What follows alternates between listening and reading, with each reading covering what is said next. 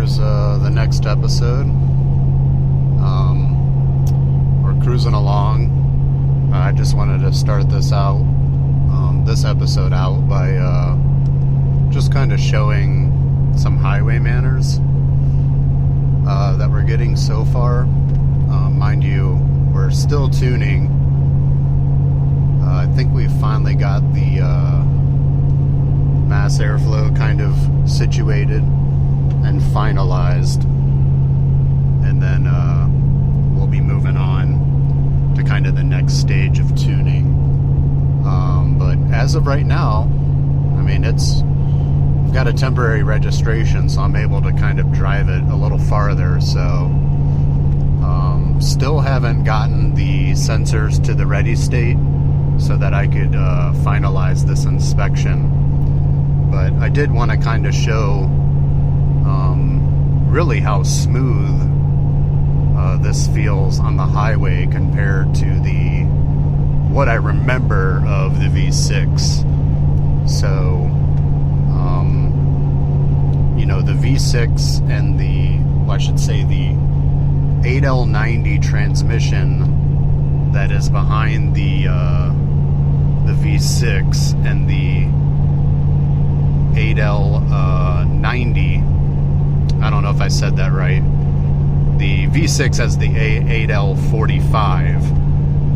The last, I believe, 4 or 6 gear ratios, so I think it's 2 through 8. It may even be 4 through 8 are the same. So the gear ratio is the exact same as far as the transmission.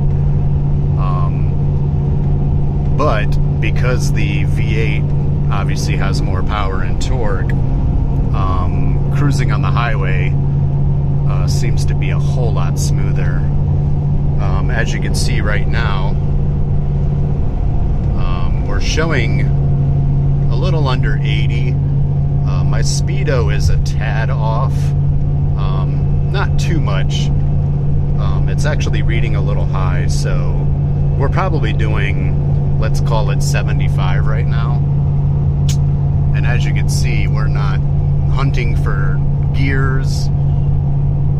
I can sit here and I can give it a little bit of gas to kind of start accelerating, and it doesn't sit there and try to shift around looking for the right gear to be in, kind of like what I remember my V6 doing with the 8L45. So that power and torque definitely makes a difference, even though the ratio is the same. Also, I am running 410s with 33s at the moment. After I kind of stop this, I'll edit in and clip in a video kind of stating the status of the build at the moment. Some things have kind of popped up since the last video that I'm going to kind of discuss.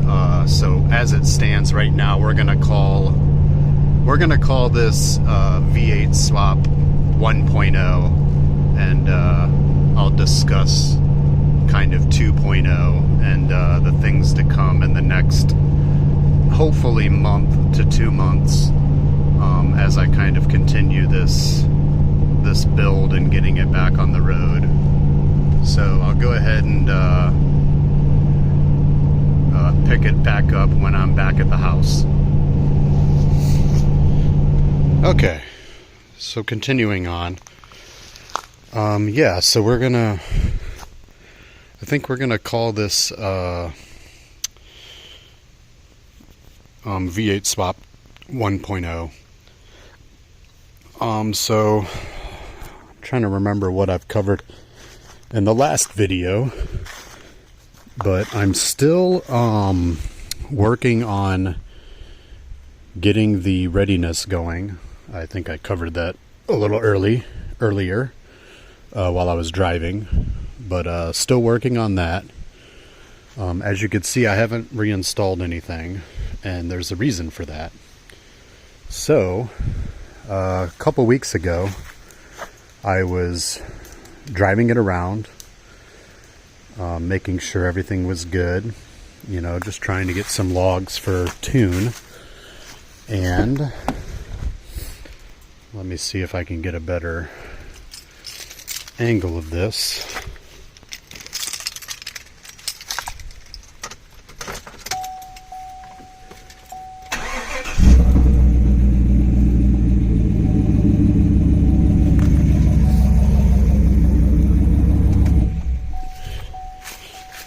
So, during that drive a couple weeks ago, I ended up having that bolt fall out. Was not good. It ended up, when I hit the brakes, this caliper smashed into the rim and broke it. So that is my full-size spare that I have. I had to install that. So let's go over here and look. So this was the rim that was on there. And as you can see, I have this nice lathed ring around the whole rim.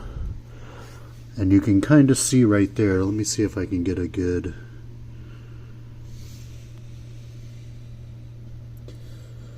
You can see the line in the center that is actually where this rim is cracked. It ended up blowing the tire.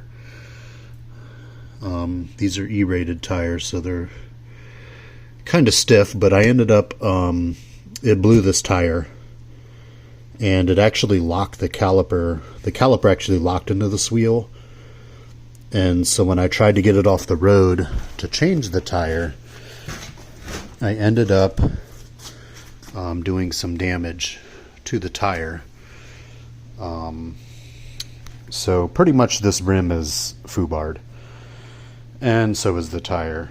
I probably wouldn't run that tire like that. It should hold, but it looks pretty deep, and I think that might be some cord showing. But luckily I have a full-size spare, which is on the truck now. There's no TPMS sensor in it, which is why I have the light on the dash. But because of that, I no longer have a full-size spare. I tried to order another wheel to basically just replace the wheel and tire that's broken, and they don't make these wheels anymore. These are 1552s. I guess they stopped making our bolt pattern in these wheels. I think they still make the wheels, they just don't make the 6x120 bolt pattern. So kind of dead in the water as far as being able to find a replacement wheel. So what I ended up doing, you know, I covered in a very, very old video. I actually have Highmark flares sitting in the house.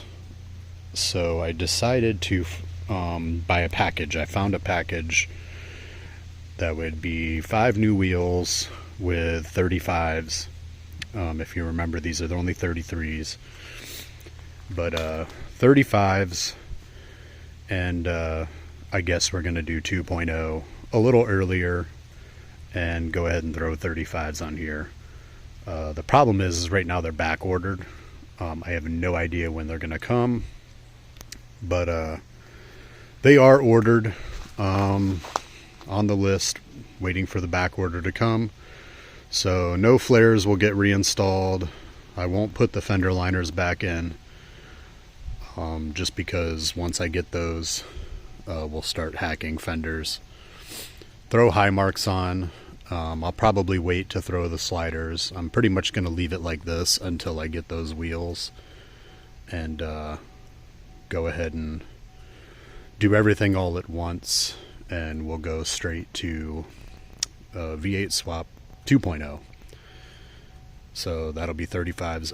I did lower the front down some, and I had the front end, or actually a four-wheel alignment. There's no alignment ability on the rear, but I had the front realigned, so everything's aligned and it's ready to go. Once I get the 35s, we'll get those on there, and I still need to put the Devers on. I'm gonna wait to do the 35s and the Devers. I'm basically gonna spend like a weekend, basically Devers, high marks, sliders, 35s. When I do the high marks, I'll have to paint some stuff, so while that paint's drying and I'm working on that, I can do the sliders and the Devers. So I'm planning on a weekend doing that. Still haven't fixed the leaks. I do have all the parts now. Everything came to kind of finalize that. So once my main goal right now is to get the readiness so I can get the registration. I'm only on a 30-day temp, so that expires in like mid-November. So I want to get this thing fully registered and ready to go. That way I can, have it down for a few days while I fix, some of the minor things, and not have to worry about, registration about to expire. But yeah, that's kind of where we stand.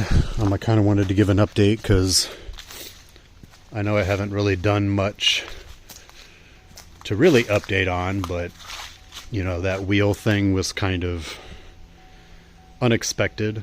I could have swore I've torqued everything, which I may have missed that one bolt. It's kind of weird. I'm almost at 1,000 miles now. That bolt fell off at about 700 miles. So it went 700 miles before it fell out. So I'm not really sure what happened.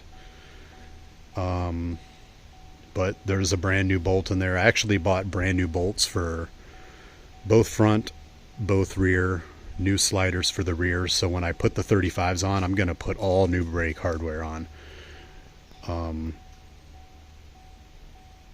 Mainly just to have everything new. I did have some issues with the rear torquing those, so I just want to put some new ones on, and I'll keep the ones that I pull off in a bag for spares, and then that'll stay with the truck in case something happens while off-roading.